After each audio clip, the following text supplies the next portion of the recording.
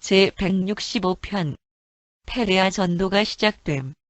서기 30년 1월 3일 화요일, 전에 세례 요한의 12사도들의 우두머리이었고 나즈로인이며 한때에는 엥게디에 있는 나즈로인 학교 교장이었고 현재는 왕국의 70인 사자들의 우두머리인 아브너는 페레아의 모든 도시와 마을들로 사명으로서 그들을 보내기에 앞서서 동료들을 모두 불러 최종적인 지시를 하였다.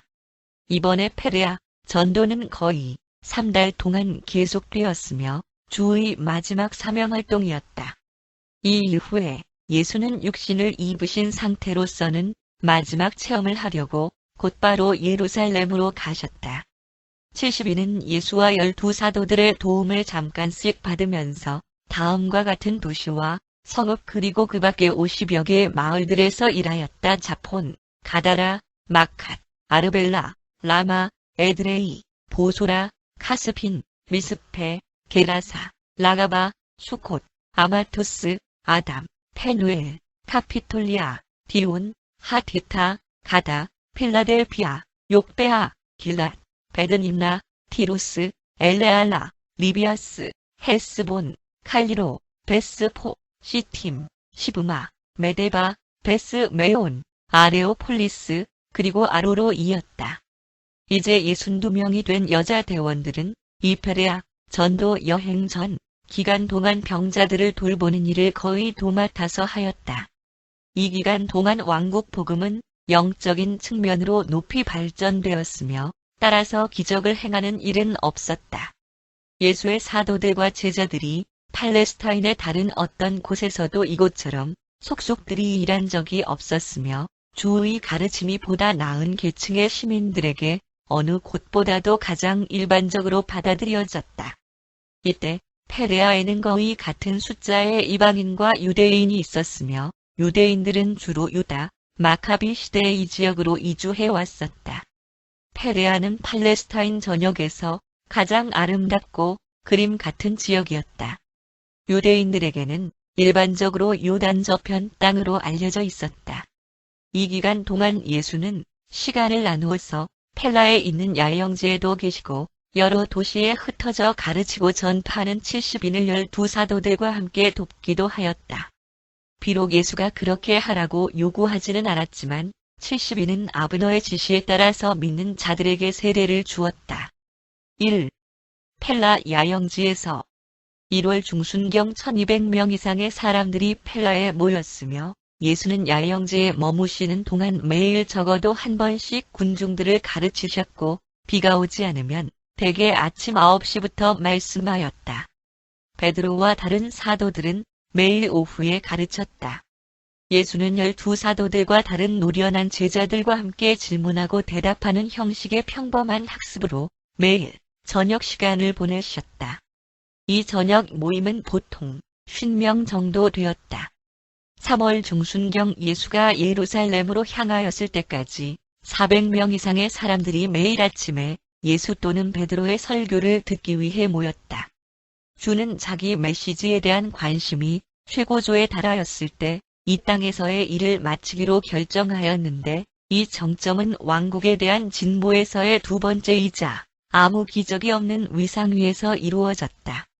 모인 무리들 중에 4분의 3 정도는 진리를 찾는 자들이었지만 예루살렘과 다른 곳에서 온 많은 숫자의 바리새인들도 있었고 믿지 아니하는 자들과 트집을 잡으려는 자들도 많이 있었다.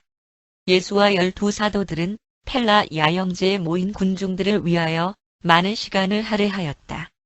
12사도들은 실제 전도 사명활동에는 거의 참여하지 않았으며 예수와 함께 아브너의 동료들을 방문하러 이따금씩 나갔을 뿐이다. 아브너는 전에 자기의 주였던 세례 요한이 대부분의 사명활동을 이곳에서 하였기 때문에 페레아 지역에 매우 익숙해 있었다. 페레아 전도가 시작된 후로 아브너와 70인은 펠라 야영지에 한 번도 돌아가지 않았다. 2. 선한 목자에 관한 교훈.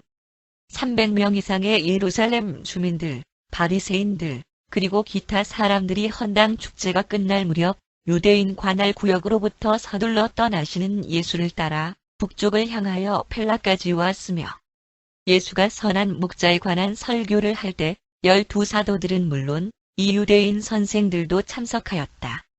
약 100명 정도 되는 무리들과 이야기하면서 30분가량 자유로운 토론을 한 후에 예수가 말씀했다. 오늘 밤에는 너희에게 할 말이 많이 있는데 너희들 대부분은 나의 제자들이지만 증오에 찬 나의 적들도 있기 때문에 비유로 가르치려고 하니 너희들은 각자 가슴속에 떠오르는 것을 스스로 잘 깨닫도록 하여라. 이 밤에 내 앞에는 나와 이 왕국 복음을 위하여 기꺼이 목숨을 바치려는 자들도 있는데 그들 중에는 앞으로 순교할 자들도 있으며 또 너희 중에 어떤 사람들은 전통의 노예가 된 자들로서 음흉하고 속이기를 즐기는 너희 지도자들과 함께 예루살렘으로부터 나를 따라와 사람의 아들을 죽이려고 한다. 내가 지금 육체로 살고 있는 삶이 너희 모두 참 목자와 거짓 목자들을 심판할 것이다. 만일 거짓 목자가 눈이 멀었으면 그에게는 죄가 없을 것인데도 너희는 본다고 주장하고 있다. 너희가 이스라엘의 선생이라고 고백하고 있다. 그러므로 너희 죄는 너희에게 남아있다. 참 목자는 밤이 되어 위험한 때가 되면 자기 양무리를 우리 속으로 모은다. 그리고 아침이 오면 문으로 우리에 들어가 부를 때에 양들이 그의 목소리를 알아본다. 문이 아닌 다른 어떤 방법으로 양우리 안에 들어간 목자들은 누구든지 도둑이며 강도이다. 참 목자는 문지기가 그를 위하여 문을 열어준 후에 우리에 들어가며 그의 양들은 그의 목소리를 알아보고 그의 말에 따라서 밖으로 나오며 그의 양들이 이렇게 앞으로 나오면 참 목자는 그들 앞에서 먼저 가며 그는 길을 인도하고 양들은 그를 따라간다. 그의 양들이 그를 따르는 것은 그의 목소리를 알기 때문이며 양들은 낯선 자를 따라가지 않을 것이다. 양들은 그의 목소리가 아닌 것을 알기 때문에 낯선 자로부터 도망칠 것이다. 여기에 우리와 함께 모인 이 군중들은 마치 목자 없는 양과 같으나 우리가 그들에게 이야기할 때 그들은 목자의 음성을 알아보고 우리를 따라오며 적어도 그들은 진리에 굶주리고 정의에 목마른 자들이다. 그리고 양들이 너희 목소리를 알지 못하고 그래서 너희를 따르지 않는 것은 너희들이 거짓 목자들이기 때문이다. 예수가 이 비유를 말씀할 때 그에게 질문하는 자가 아무도 없었다. 잠시 후에 다시 말씀을 시작하면서 그 비유를 계속하였는데 내 아버지의 양무리의 대리 목자들이 되고자 하는 너희들은 제 값을 하는 지도자들이 되어야 할 뿐만 아니라 좋은 음식으로 그 양무리를 먹여야만 한다. 옆에 물이 있는 푸른 초장으로 너희 양무리를 인도하지 않는다면 너희는 참 목자가 아니다. 그리고 지금 너희들 중에 이 비유를 너무 쉽게 생각하는 사람이 있으면 안 되겠기에 확실히 말하겠는데 나는 아버지의 양무리에 들어가는 그 문이며 동시에 내 아버지의 양무리의 참 목자이다. 나 없이 우리 안에 들어가고자 하는 목자는 누구든지 실패할 것이며 양들은 그의 목소리를 듣지 않을 것이다. 나와 함께 돌보는 그들에게 나는 그 문이다. 내가 만들고 제정한 방법대로 영원한 길에 들어가는 자는 누구든지 구원을 얻을 것이며 낙원 천국의 영원한 초장에 이르기까지 계속 나아갈 수 있을 것이다. 그러나 나는 또한 양을 위하여 자기 생명까지 기꺼이 내어놓을 수 있는 참 목자이기도 하다. 도둑은 오직 훔치고 죽이며 파괴하려고 우리를 부수고 들어오지만 나는 너희 모두가 생명을 갖되 더욱 풍성하게 가지도록 하기 위하여 왔다. 삭슬 받고 일하는 자는 위험이 닥칠 때 양들이 모두 흩어져 죽도록 내버려 두고 혼자 도망칠 것이나 참 목자는 늑대가 올 때 도망하지 않을 것이며 자기 양무리를 보호하고 필요하면 양을 위하여 자기 생명을 내어줄 것이다. 내가 진실로 진실로 너희에게 말하겠는데 너희가 내 친구이든지 내 적이든지 나는 참 목자이며 나는 나의 양들을 알고 또 나의 양들은 나를 안다. 나는 위험이 닥쳐도 도망하지 않을 것이다. 나는 내 아버지의 뜻의 완성인 이 봉사를 완수할 것이며 아버지께서 내게 맡겨주신 그 양무리를 버리지 않을 것이다. 그러나 나에게는 이 유리에 들지 않은 다른 양들이 많이 있으며 이 말들은 오직 이 세계에서만 옳은 것이 아니다. 다른 이 양들도 내 음성을 알아보며 모두 한 우리 안으로 들어오도록 하느님의 아들들로서 한 형제가 되도록 하겠다고 아버지께 약속하였다. 그렇게 되면 너희 모두는 한 목자, 참 목자의 음성을 알아볼 것이며 하느님의 아버지 신분을 모두 알게 될 것이다.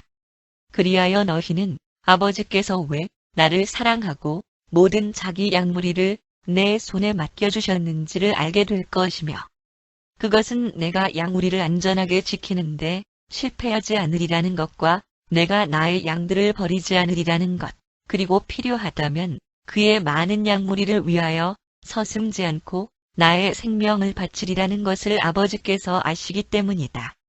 어떤 사람이라도 어떤 다른 창조체라도 내 생명을 취할 수 없다. 나는 내 생명을 버릴 수 있는 힘과 권리를 가졌고 그것을 다시 취할 수 있는 힘과 권리도 똑같이 갖고 있다. 너희는 이것을 납득할 수 없겠지만 나는 그러한 권한을 이 세상이 있기도 전에 아버지로부터 받았다. 그들이 이러한 말씀들을 들었을 때 사도들은 혼동되었으며 제자들은 몹시 놀랐으나 반면에 예루살렘과 주변에서 온 바리새인들은 어둠 속으로 나아가며 말하기를 그 자는 미쳤든지 아니면 그 속에 귀신이 들어있다 고 했다. 그러나 예루살렘에서 온 어떤 선생들은 말했다. 그는 마치 어떤 권한을 가지신 것처럼 말씀하며 그 밖에도 속에 귀신이 들어있는 자를 보고 날 때부터 소경된 사람의 눈을 뜨게 하고 이분이 하니 모든 놀라운 일들을 했던 이러한 것을 본 사람이 지금까지 있었는가? 이들 유대인 선생들 가운데 반 정도가 다음 날 예수를 믿겠다고 고백하였으며 나머지 반은 어찌할 바를 몰라서 예루살렘과 고향으로 돌아갔다. 3. 펠라에서의 안식일 설교. 1월 말 안식일 오후까지 군중들의 숫자는 거의 3,000명에 이르렀다. 1월 28일 토요일 예수는 신뢰와 영적 방어 태세에 대하여 잊히지 않는 설교를 하였다. 시몬 베드로가 서론적인 발표를 한 후에 주는 말씀했다. 내가 그동안 여러 번 사도들과 제자들에게 말하였던 것을 이제 이 군중들에게도 분명히 말하는데 선입견을 고수하고 전통의 누에로 길들여진 외식하는 바리새인들의 누룩을 조심하라. 그러나 가슴이 정직한 바리새인들도 많이 있으며 그들 중에는 나의 제자가 되어 이곳에 있는 자들도 있다. 이제 곧 너희들 모두 내가 가르치는 것을 납득하게 될 터인데 이제는 계시되지 못하도록 가리는 것이 아무것도 없기 때문이다. 지금 너희로부터 가려진 것은 사람의 아들이 이 땅에서 육신을 입고 임무를 완수하게 될 때 모두 알려질 것이다. 우리의 적들이 지금 비밀리에 어둠 속에서 계획하는 것들이 잠시 후면 빛 가운데로 드러나게 될 것이며 지붕 위에서 공포될 것이다. 그러나 나의 친구들아, 너희에게 말하겠는데 그들이 사람의 아들을 죽이기 위하여 찾을 때에 그들을 두려워하지 말라.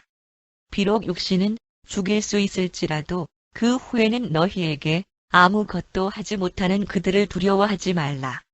하늘이나 땅에서나 아무도 두려워하지 말고 너희를 부당함에서 구원하고 우주의 심판 자리에서 너희에게 죄가 없다고 제안하실 수 있는 그의 지혜를 기뻐하라고 너희에게 충고한다. 참새 5마리가 2페니에 팔리지 않느냐? 그렇지만 이 새들이 먹을 것을 찾으려고 날아다닐 때 모든 생명의 근원이 되시는 아버지께 알려지지 않고서는 한 마리도 존재하지 못한다. 성천사 수호자들에게는 내 머리카락 숫자까지도 알려져 있다. 이 모든 것이 사실이라면 너희들은 왜 너희들의 일상생활 속에서 닥쳐오는 많은 사소한 일들로 두려워하면서 사느냐? 너희에게 이르겠는데 두려워하지 말라. 너희는 많은 참새들보다 훨씬 더 귀중하다. 사람들 앞에서 나의 복음에 대한 신앙을 고백할 수 있는 용기를 가진 너희 모두를 하늘의 천사들 앞에서 내가 이제 곧 인정할 것이나 사람들 앞에서 나의 가르침의 진리를 알면서 부인하는 자는 하늘의 천사들이 앞에 서기도 전에 그의 운명의 수호자에 의하여 부인될 것이다. 사람의 아들에 관하여 너희가 할 수 있는 말들은 용서를 받겠지만 그러나 하느님을 거슬려 주제넘게 모독하는 자는 도저히 용서받지 못할 것이다. 사람들이 고의적으로 하느님이 하시는 일을 악의 기세로 여기는 지경까지 간다면 그러한 의도적인 반역자들은 그들의 죄에 대하여 도저히 용서받지 못할 것이다. 그리고 우리의 적들이 너희를 회당 관리들 앞이나 다른 높은 당국자들 앞으로 끌고 갈 때 무슨 말을 해야 할지 염려하지 말며 그들의 질문에 어떻게 대답해야 할지 걱정하지 마라. 너희 속에 거하는 영이 너희가 왕국 복음의 경위를 표하여 무슨 말을 해야 할지를 바로 그 순간에 확실히 가르쳐 줄 것이기 때문이다. 너희들이 결단하지 못하고 얼마나 더 머뭇거리겠느냐? 너희는 왜 두 가지 사이에서 망설이고 있느냐? 유대인이든지 이방인이든지 자신이 영원한 하느님의 아들이라는 복된 소식을 왜 받아들이려 하지 않느냐? 영적 유산을 기쁘게 얻으라고 얼마나 더 우리가 너희를 설득해야 되겠느냐? 나는 아버지를 너희에게 보여주고 너희를 아버지께로 인도하기 위하여 이 세상에 왔다. 처음부터 끝까지 너희들의 동의 없이는 내가 아무 일도 하지 않을 것이며 아버지는 어떤 사람에게도 왕국에 들어오라고 강요하지 않으신다. 누구든지 원하는 자는 들어오게 하여 값없이 생명수를 마시게 하라는 그 초청은 이제까지도 있었고 또 앞으로도 항상 있을 것이다. 예수가 말씀을 마치셨을 때 많은 사람들이 사도들에 의해 요단에서 세례를 받으러 갔으며 예수는 남아있는 사람들의 질문에 귀를 기울였다. 4. 유산의 나눔. 사도들이 믿는 자들에게 세례를 줄 때 주는 남아있는 자들과 대화를 하였다. 그리고 어떤 젊은이가 그에게 물었다. 주여, 제 아버지께서 돌아가시면서 많은 재산을 저와 형에게 남겨주셨습니다만 형이 제 몫을 주려고 하지 않습니다. 그러니 이 유산을 저와 나누도록 하라고 제 형에게 명하여 주시지 않겠습니까? 예수는 물질을 탐하는 이 젊은이가 장사 속으로 그러한 질문을 하려는 것에 다소 화가 났지만 이 경우를 다른 가르침에 이용하기로 하였다. 예수는 말씀했다. 이 사람아, 누가 나를 너에게 나누는 자로 세웠느냐? 이 세상의 물질적인 일에 내가 관심을 둘 것이라는 이런 생각을 어디서 얻었느냐? 그러고 나서 자기 주위에 있는 자들에게 돌아서서 말씀했다. 탐욕에 빠지지 않도록 스스로 조심하라. 사람의 생명이 소유한 물질의 풍성함에 있는 것이 아니다. 행복은 재물의 힘에서 오지 않으며 기쁨은 부귀로부터 나오지 않는다. 재물 그 자체는 어떤 재앙의 씨가 아니다. 단지 부를 사랑하는 마음이 자주 이 세상의 일들에 너무 전념하도록 이끌기 때문에 혼이 이 땅에 있는 하느님 왕국의 영실체들의 아름다운 끌어당김과 그리고 하늘에 있는 영원한 생명의 기쁨을 볼 수 없게 된다. 내가 어떤 부자에 관한 이야기를 들려주겠는데 그의 땅이 풍성한 소산을 내어서 큰 부자가 되자 스스로 의논하여 말하기를 내가 부자가 되었으니 무엇을 할까? 이제는 너무 많아서 재물을 쌓아둘 곳이 부족하다. 이 문제를 곰곰이 생각한 끝에 그는 말했다. 옳지, 이렇게 해야겠다. 나의 창고들을 허물어버리고 훨씬 큰 것들을 지어서 곡식과 보물들을 충분히 저장할 수 있게 해야겠다. 그러면 내가 내 혼에게 이렇게 말할 수 있을 것이니 혼아, 내가 몇 년 동안 쓰고도 남을 재물을 가졌구나. 이제 너의 편안함을 누려라. 먹고 마시고 즐기라. 이는 내가 부자이고 물건이 많이 쌓였기 때문이다. 그러나 이 부자는 어리석었다. 자기 마음과 육체의 물질적인 소욕을 만족시켜주면서 영의 만족을 위하여 그리고 혼의 구원을 위하여 하늘의 보화를 쌓는 일에는 실패하였다. 그리고 심지어는 그때까지 저축한 재물을 써보는 기쁨을 한 번도 누려보지 못하다가 바로 그날 밤에 그의 혼이 불려갔다. 그 밤에 산적들이 그 집에 들어와 그를 죽이고 그의 창고들을 약탈한 후에 남은 것을 불살라 버렸다. 그리고 빼앗기지 않은 부동산들은 그의 상속자들이 서로 차지하려고 싸웠다. 이 사람은 자기를 위하여 보화를 이 땅에 쌓아두었으나 하느님을 향해서는 부자가 아니었다. 이렇게 하여 예수는 그 젊은이와 그의 상속 문제를 다루었는데 그는 자기 문제가 탐욕으로 인한 것이었음을 깨닫게 되었기 때문이다. 이런 경우가 아니었다면 주는 끼어들지 않았을 것인데 왜냐하면 현세적인 문제들이라면 사도들의 경우일지라도 관여한 적이 전혀 없었으며 제자들의 경우에도 아주 적었다. 예수가 이야기를 마치시자 다른 사람이 일어나서 질문했다. 주여, 저는 당신의 사도들이 자기 소유를 다 팔고 당신을 좇은 것과 에센인 사람들이 하는 것처럼 모든 것을 공동으로 소유한다는 사실을 알고 있는데 당신의 제자인 우리들 모두에게도 똑같이 하기를 원하십니까? 정직하게 얻은 재물도 죄가 됩니까? 예수는 이 질문에 대답했다. 나의 친구여, 명예롭게 재물을 갖게 된 것은 죄가 아니다. 그러나 만일 내가 재물을 단순한 물질적인 소유물로서가 아니라 왕국을 영적으로 추구하는 헌신으로부터 너의 사모하는 진심을 되돌려서 너의 관심을 집중시키는 보화로 만든다면 그것은 죄가 된다. 너희의 보물이 하늘에 있다면 이 땅에서의 정직한 소유를 가지고 있는 것에 그 어떤 죄도 없다. 이는 너희의 보물이 있는 바로 그곳에 너희의 진심이 마땅히 있기 때문이다. 자기 만족 그리고 탐욕을 자아내는 재물과 세상의 재물을 풍성하게 가진 사람들에 의해서 그리고 모든 힘을 왕국의 일에 헌신한 사람들을 돕기 위해 아낌없이 기증한 사람들에 의해 청지기의 마음으로 분배되고 유지되는 재물 사이에는 매우 큰 차이가 있다. 돈 없이 여기 있는 너희들 중에 많은 사람들을 저쪽에 있는 야영장에서 먹여주고 재워주고 있는 것은 재산 있는 관대한 남자와 여자들이 너희를 대접하는 다윗 세베대에게 그런 목적에 써달라고 돈을 내놓았기 때문이다. 그러나 재물은 영구적인 것이 아니라는 것을 언제라도 결코 잊지 말라. 부유해지기를 갈망하는 자는 누구나 종종 어두움에 처하고 심지어는 영적 통찰력을 잃어버린다. 재물이 너희 하인이 되는 것이 아니라 너희의 주인이 되는 위험성을 꼭 기억하기 바란다. 예수는 낭비나 게으름이나 가족들의 물리적 필수품을 마련하는 것에 무관심하거나 또는 자선 물자에 의존하라고 가르치거나 용인하지 않았다.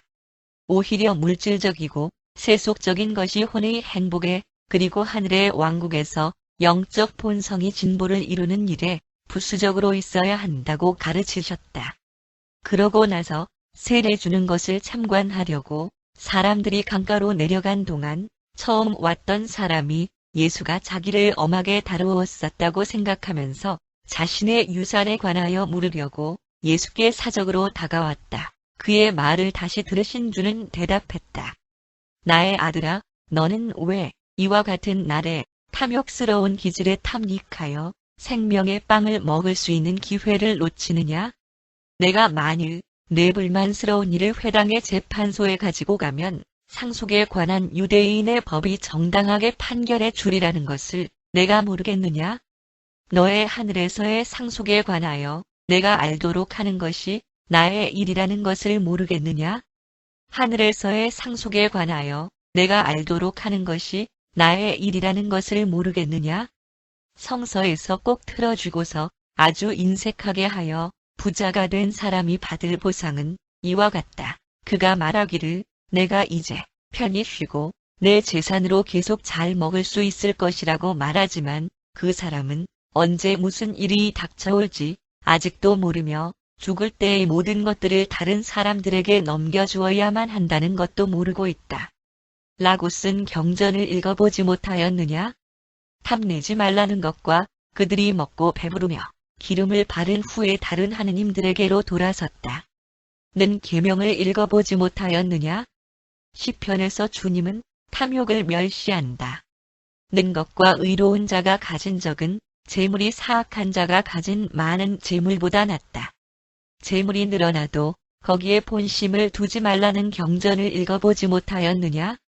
예레미야가 부자로 하여금 자기의 부유함을 자랑치 못하게 하라라고 기록한 것과 에스겔이 진리를 말하기를 그들이 입으로는 사랑을 보여주는 것 같으나 그들의 본심은 자신의 이익에가 있다 한 부분을 읽어보지 못하였느냐? 예수는 그 젊은이를 보내시면서 말씀하기를 내 아들아 내가 온 세상을 얻고서 내 자신의 혼을 잃으면 무슨 소용이 있느냐?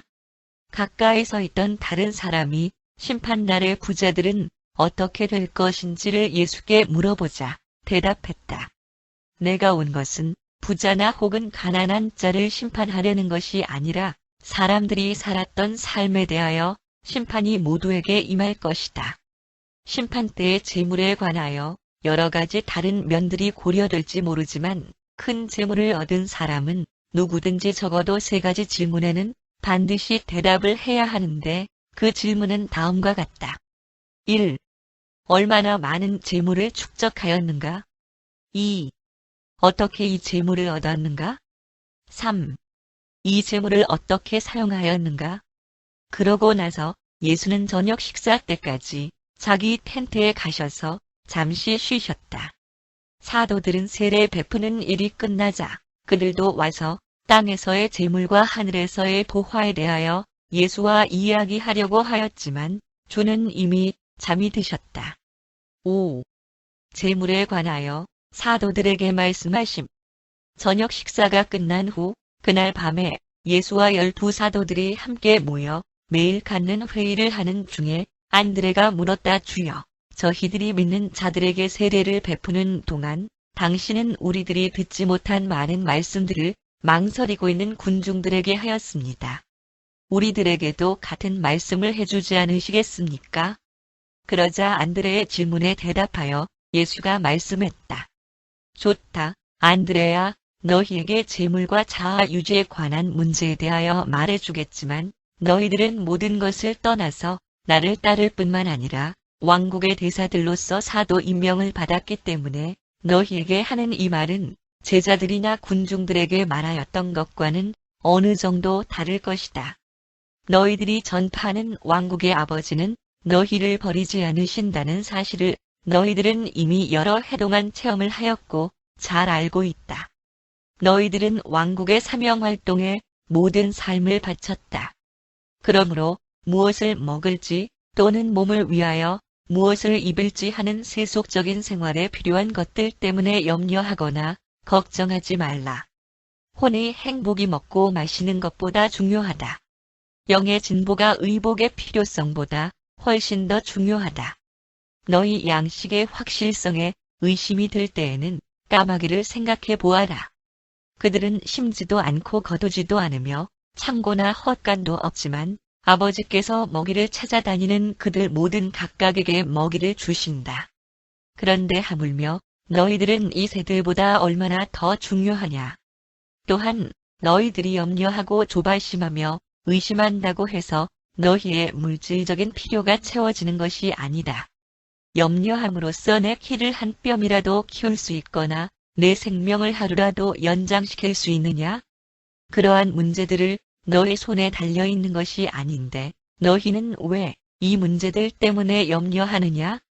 백합화가 어떻게 자라는지 생각해 보아라.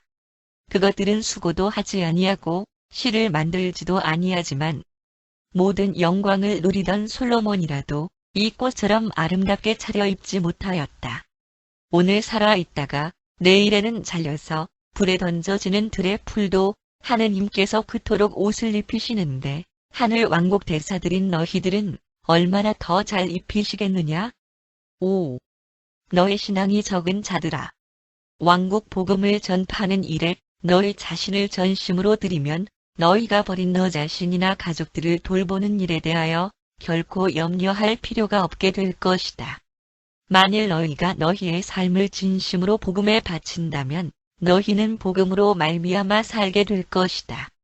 만일 너희가 다만 믿는 제자에 불과하다면 너희들 자신의 양식을 위해 일을 해야만 함은 물론 가르치고 전파하며 병을 고치는 모든 사람들의 생계를 위하여 기부를 해야만 한다. 만일 너희가 음식 때문에 염려한다면 필요한 것들을 열심히 찾아다니는 세상의 나라들과 다를 것이 무엇이냐? 너는 내 일에 전념하고 아버지와 내가 너희에게 필요한 모든 것들을 알고 있음을 믿어라. 너희 모두에게 한 번 더 확실하게 말하겠는데 너희 삶을 왕국의 일에 바치면 너희에게 필요한 모든 것들이 공급될 것이다. 더 큰 것을 구하라. 그리하면 그보다 작은 것들은 그 안에서 발견될 것이다. 하늘의 것을 구하면 땅의 것은 그 안에 들어있을 수밖에 없다. 그림자는 반드시 본체를 따르는 것이다. 너희 적은 숫자의 무리이기는 하지만 너희가 만일 신앙을 갖는다면 그리고 두려움 때문에 주저하지 않는다면 내 아버지께서 큰 기쁨으로 너희에게 이 왕국을 주실 것이라고 내가 단언한다. 돈주머니가 낡아지지 않는 곳, 도둑이 약탈할 수 없는 곳, 그리고 좀이 파먹지 못하는 곳에 너희 보물을 쌓아 두어라. 내가 다른 사람들에게도 말하였듯이 너희 보물이 있는 곳에 그곳에 너희 진심이 마땅히 있을 것이다. 그러나 우리 앞에 바로 있을 일과 내가 아버지께로 간 후에 너희들에게 남겨질 일들 속에서 너희가 중대한 시험을 받을 것이다. 너희는 모두 두려움과 의심을 갖지 않도록 조심해야만 한다. 너희들 각자는 너희 마음을 대비하고 등불이 꺼지지 않도록 해라. 너희는 결혼잔치에서 돌아오는 주인을 기다리는 사람들처럼 그가 문을 두드릴 때에 빨리 가서 문을 열어줄 수 있도록 마음을 추스르고 있어라. 그러한 하인들은 그와 같은 큰 기회에 그들이 신실하다는 것을 발견한 주인으로부터 복을 받는다. 그러면 그 주인이 하인들을 앉혀놓고 그들에게 시중을 들 것이다. 내가 진실로 진실로 너희에게 말하는데 너희 바로 앞에 하나의 위기가 있을 것이며 너희는 조심하고 준비해야만 한다. 어느 때에 도둑이 들어올지를 알고 있는 자에게는 도둑이 그 집을 부수고 들어오지 못한다는 것을 너희도 잘 알 것이다. 너희도 스스로 주의하라. 왜냐하면 너희가 기대하지 않은 때에 생각지 못한 방법으로 사람의 아들이 떠날 것이기 때문이다. 12 사도들은 잠시 동안 말없이 앉아 있었다. 이 경고들 중에 어떤 것들은 전에도 들었던 것이지만 이번처럼 드러내놓고 하지는 않았었다. 6. 베드로의 질문에 대답하심.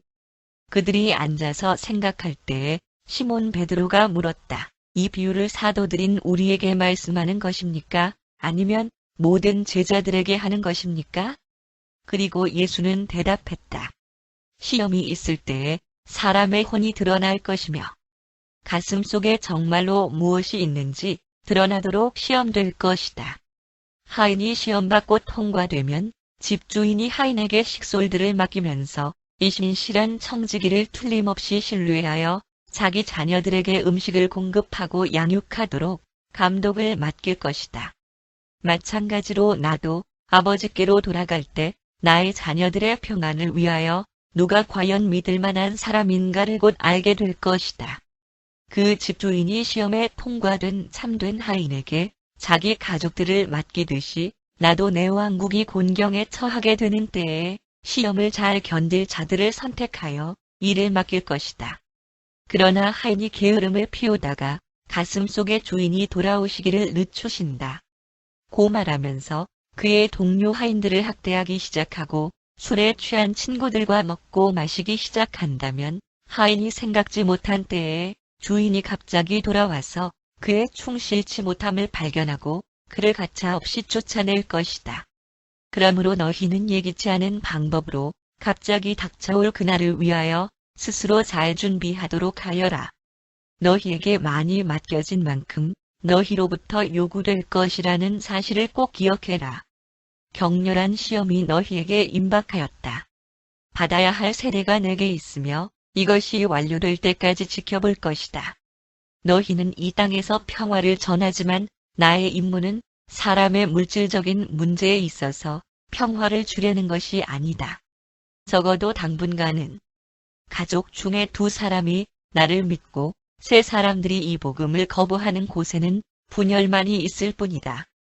너희들이 전하는 복음에 의해서 친구들과 가족들과 사랑하는 사람들이 서로 배척하게 될 것이다.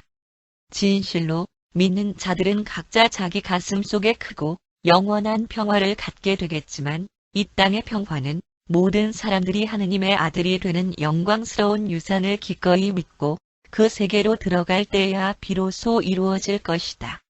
그럼에도 불구하고 세상에 나아가서 이 복음을 전파하되 모든 나라들, 모든 남자들, 여자들 그리고 어린아이들에게 전파하라. 이렇게 하여 알차고 바쁜 안식일이 지나갔다. 다음 날 예수와 12사도들은 페르아 북쪽 지방으로 가셔서 아브너의 감독 하에 이 지역에서 일하고 있는 70인을 방문하였다.